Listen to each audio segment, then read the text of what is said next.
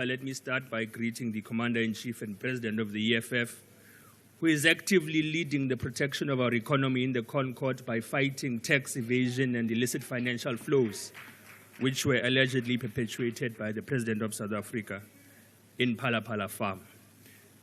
House Chairperson, there's a growing concern in this 7th administration of Parliament that our responsibility regarding finance bills has been reduced to rubber stamping the proposals of National Treasury and the Minister of Finance.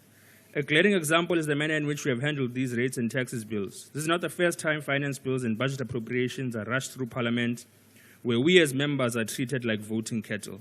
Finance bills, particularly those that allocate money for critical services like water, housing, transport, infrastructure, education, public health care, policing, and social grants, should be given the utmost attention. Unfortunately, the 7th Parliament has failed to accord these matters the seriousness they deserve. Everything is treated as an emergency, even legislation with profound consequences. This negligent approach has been raised repeatedly with our colleagues in the committee, yet nothing changes. Take the Tax Administration Laws Amendment Bill as an example. It was rushed through Parliament with public submissions limited to 15 minutes, leaving no room for meaningful engagement. And when we raised concerns about this shoddy process, we were dismissed with the claim that the National Treasury knows what they are doing. This is a blatant neglect of the responsibility entrusted to Parliament. This bill could very well give rise to the rogue unit again inside SARS. One of the more alarming amendments is that it grants SARS administrators a form of legal standing to appear before courts. This is an unacceptable overreach. The same individuals who review and evaluate tax returns will now effectively function as tax lawyers with special standing. This dangerous overlap of roles compromises the principles of fairness and justice. Deputy Speaker, while these rates and taxes bills are often presented as administrative in nature, they have serious consequences for our people.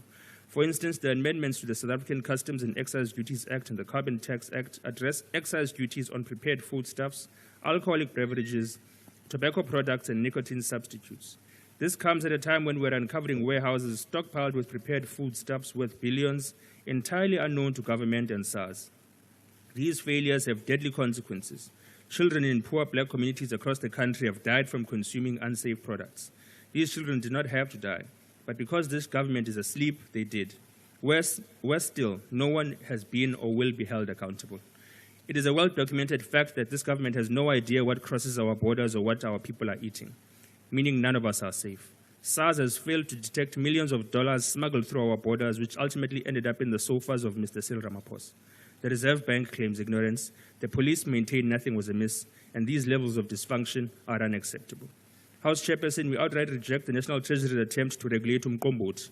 Indlela engenanhloni ngayo, nifuna uregulate nomqombothi emicimbini. They must leave our mothers and grandmothers in the villages and townships to brew umqombothi in peace. These are the first steps towards harassing small businesses and informal traders who are simply trying to survive. Instead of persecuting small businesses, this government should be developing a coherent strategy to dissuade our people from excessive drinking. The billions of rands spent daily on alcohol advertising only encourage this harmful behavior, which aids crime in South Africa. The EFF has consistently called for legislation to ban alcohol advertisements to no avail. The alcohol industry is killing our people, destroying our communities, and leaving children vulnerable. It costs the government billions to clean up the mess caused by alcohol abuse, yet nothing is being done about its promotion. We have called on the National Treasury to update its 2014 study on the cost of alcohol to the budget. To this day, no update has been provided, and the devastation caused by alcohol continues unabated.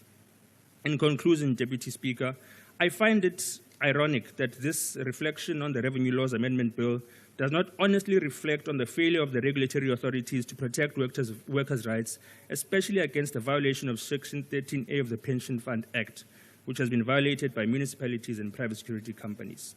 It has almost been 20 years where workers have died or their families have been left destitute, while workers' money has been stolen and they have been told to rely on failed regulators. Only 2 days ago in this very House, this so-called Government of National Unity voted against an ad hoc committee which would investigate the theft of the workers' pension funds. And they did this because they are also complicit, because they run the municipalities which have stolen these workers' monies. They run the security companies which have stolen workers' monies and claimed to have paid them towards their pensions. It is the negligent, also not to mention that the national and provincial departments are contracting 73 private security companies, and they have paid them 1.8 billion over the past 5 years, meaning that our own government is complicit in the theft of workers' monies which were supposed to be paid towards their pension funds. The EFF cannot support these bills. They fail to address the critical needs of our people and reflect a careless approach to governance. Instead of rushing these bills through Parliament and reducing our role to rubber stamping, we should demand accountability and meaningful deliberation. Parliament must fulfill its constitutional obligation to represent the interests of all South Africans, especially the poor and the marginalized. We therefore reject these bills. Thank you, Deputy Speaker. Thank you, Honourable Thambo. I now call on the Honourable Hadebe.